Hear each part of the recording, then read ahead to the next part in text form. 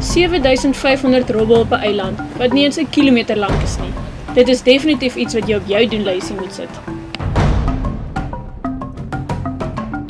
Jou rit begin in die Kaapse Skiereiland by Houtbaai se hawe. Hier is verskillende bootritte om van te kies en ek het op Hangberg bootverhuurders besluit.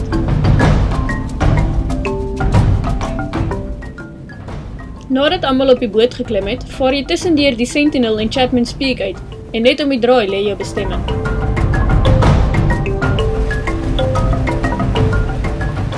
Die eiland se naam is Decker Island.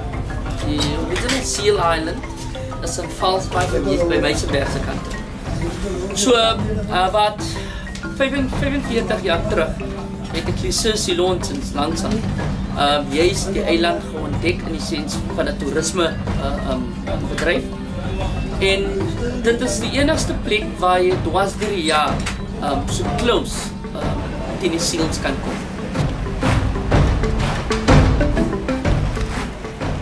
Dit is ook hier in die wintermaande wat jy kan sien hoe die witdoodshaie die robbe jag.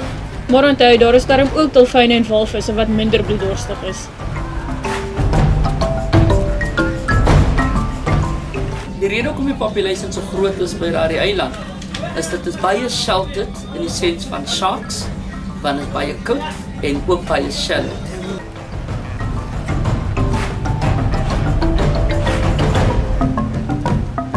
Met die terugkeer land toe lyk dit asof die robbe die ontmoeting net soveel soos die mense geniet het.